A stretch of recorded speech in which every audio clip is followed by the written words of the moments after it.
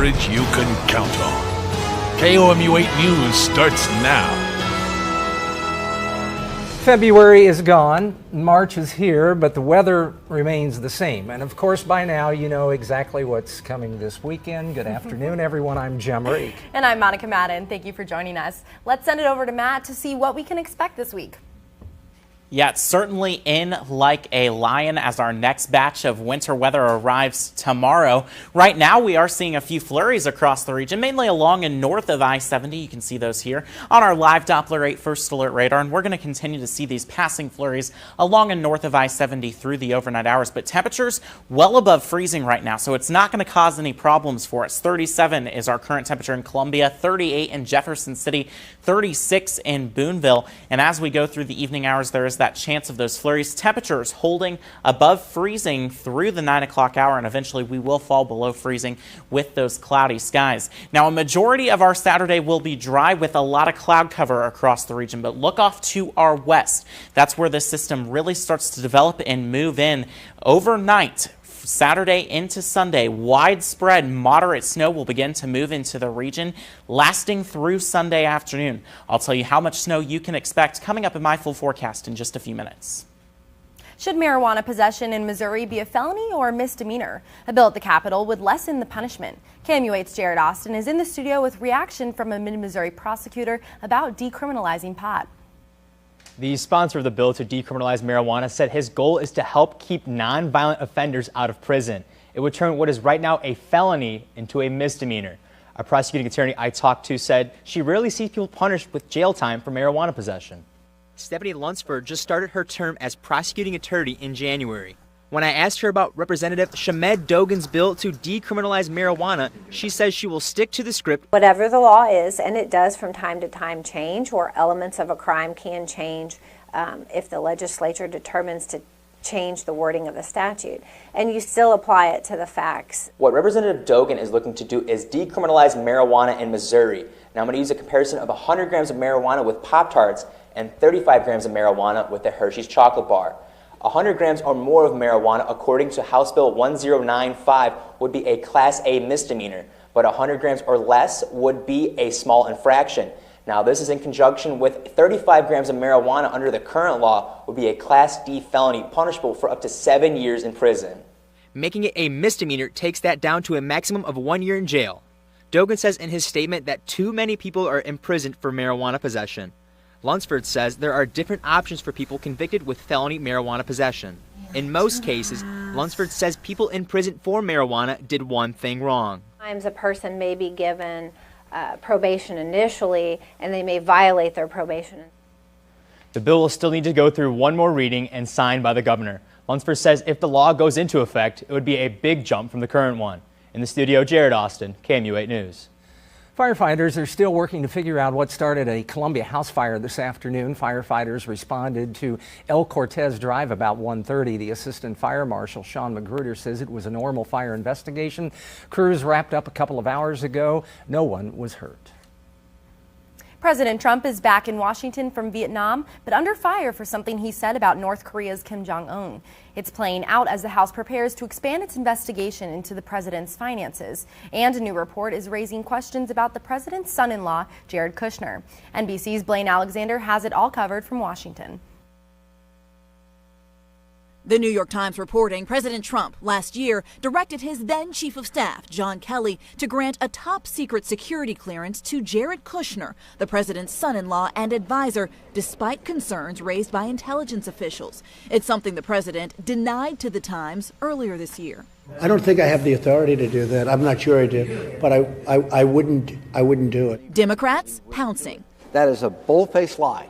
He did do it. The White House not commenting on security clearances, and Kushner's lawyer says they were handled in the regular process with no pressure from anyone. The president absolutely has the authority to grant security clearances to whoever he wants, but he ought to be truthful to the American public. It comes as House Democrats prepare to call Alan Weisselberg, the Trump Organization's chief financial officer, to testify. He was repeatedly named by the president's former attorney, Michael Cohen, as having firsthand knowledge of the president's financial dealings. That's signed by Alan Weisselberg. As far as Cohen is concerned, he's convicted, he's a liar, Meanwhile, the parents of American college student Otto Warmbier slamming the president for saying he believed Kim Jong-un, who claims to have no knowledge of Otto's mistreatment while held captive in North Korea.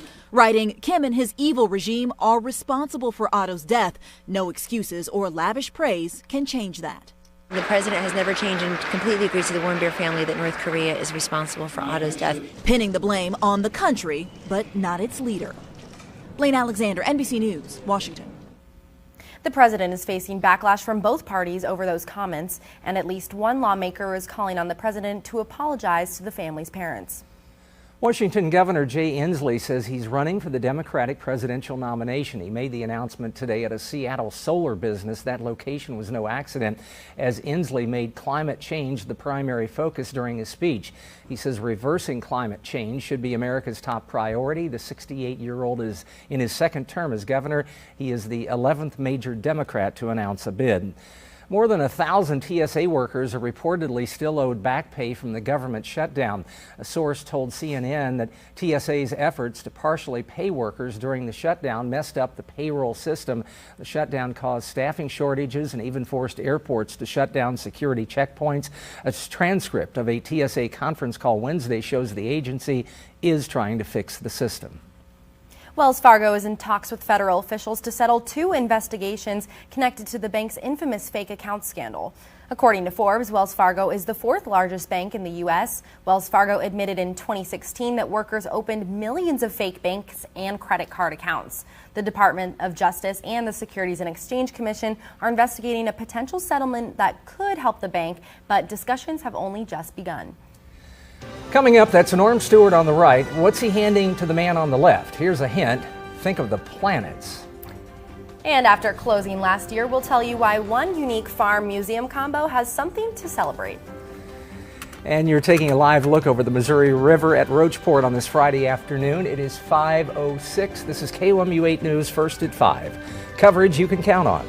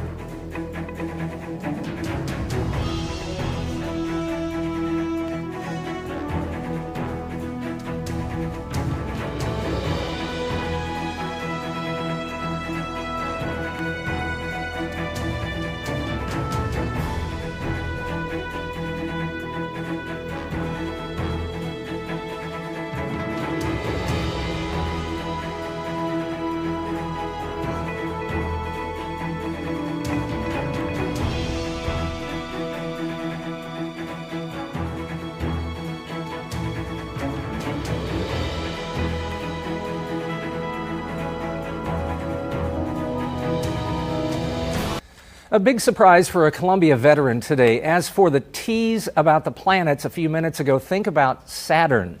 KOMU 8's Melody Cox is here in the studio with a look how this veteran was honored for his service.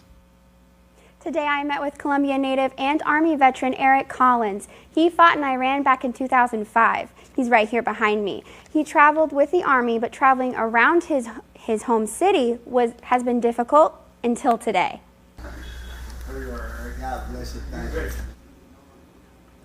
Collins got a free car today courtesy of Cars for Heroes. It was a surprise, he says, he didn't see coming. Legendary MU basketball coach Norm Stewart was on hand to present Collins with the keys. Collins told me this car represents more than just an easier way to get around town. This is a stepping stone for me to not only be a better person, but just be a prouder American, which I'm kind of proud. I'm real proud of America anyway. But this is good for the vets. It's good that, I don't know, I'm just happy. I'm excited. I don't know what to do. Collins told me his first trip in the car will be to see his mother right here in Columbia. In the studio, Melody Cox, KMU8 News. National Pig Day is special for one local farm reopening today. Where Pigs Fly farm closed in December after health violations were found on the farm.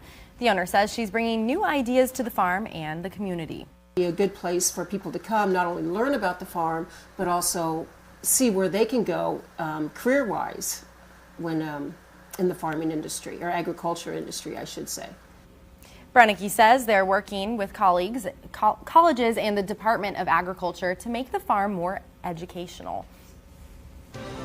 A violent attack in Somalia has come to an end. The damage a small group of attackers managed to cause. And we are in storm mode level 3 Saturday night through Sunday as our next batch of winter weather arrives. Timing, totals, and impacts coming up after the break.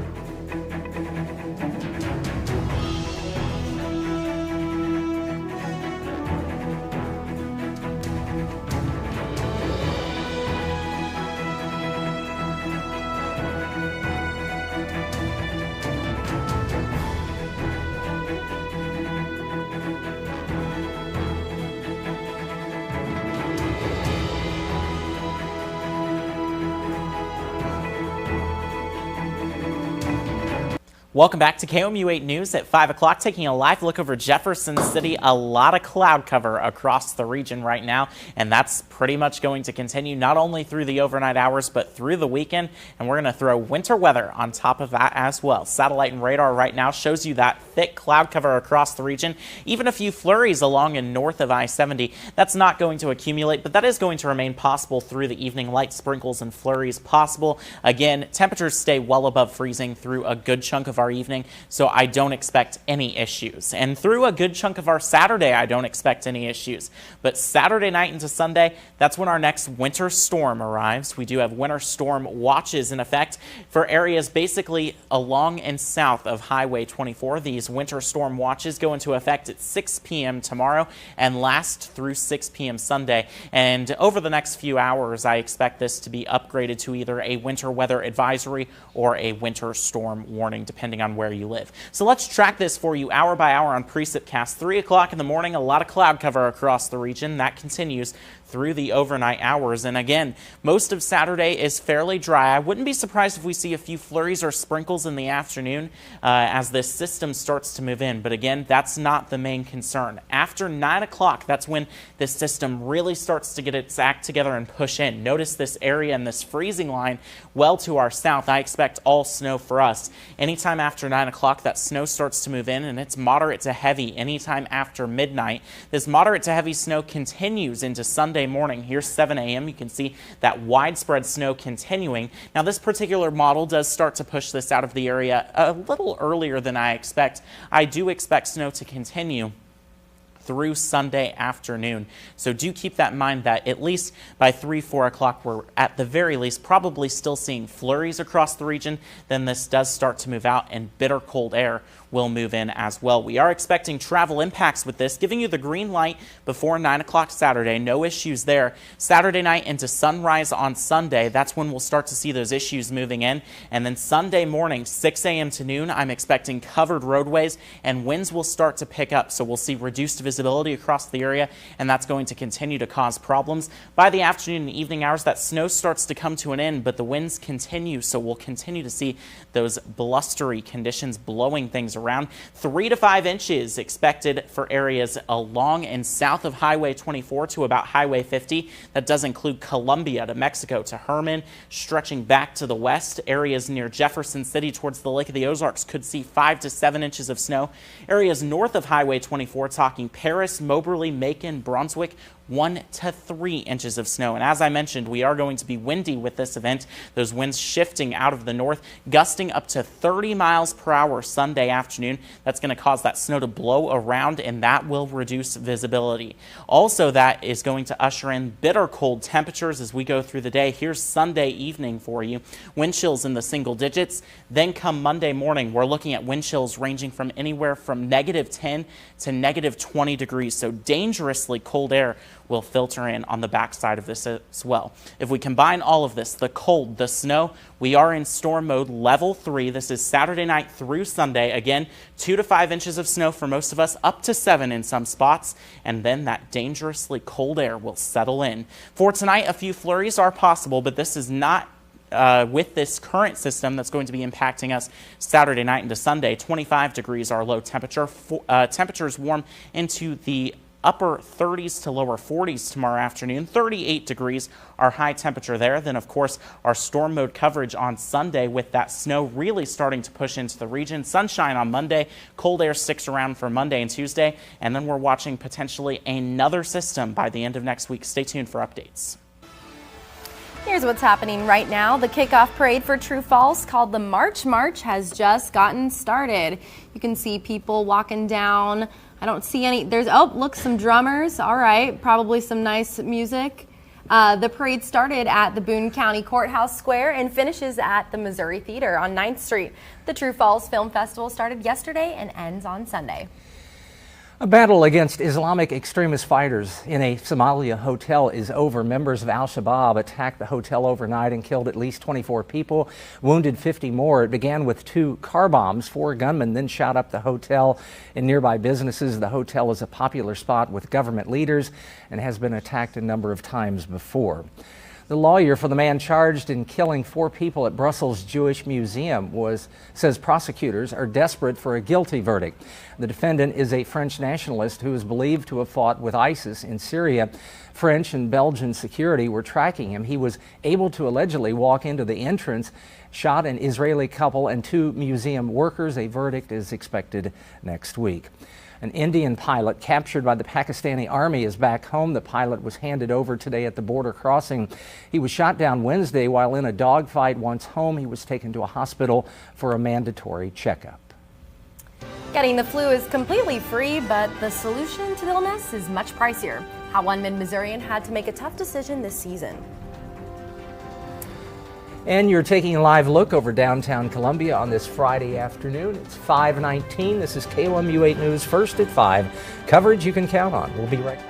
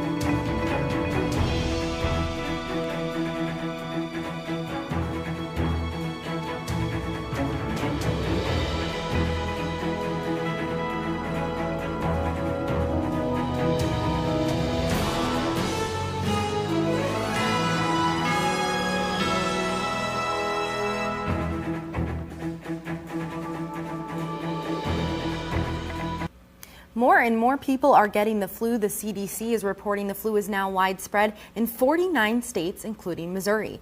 This is a slight increase compared to last week. 15 more children have died from the flu-related complications, bringing the pediatric death toll for the season to 56. More than 9,000 people have had to be hospitalized so far this season. If you or your family are suffering from the flu for the first time this season, you could also be suffering from the sticker shock. Tamiflu, the antiviral medication often prescribed to people with the flu, could break the bank for some Mid-Missourians. Tamiflu ranges from $10 all the way up to $150. Pharmacists say the price all depends on the insurance provider. One Columbia resident was forced to make a tough decision on buying the drug. I was just to the point where I was there for like 30 minutes and I didn't feel good and I had a temperature and I was tired, and so I was getting frustrated. So I got to the point where I was just like, I'm just going to pay it. If I wouldn't have had the money on my card, though, I don't know what I would have done. Pharmacists say they do offer a generic brand of the drug. The CDC says it's never too late to get a flu shot. Coming up, a recap of our top story plus a final check of the forecast. And detectives plan to interview a suspect go out the window.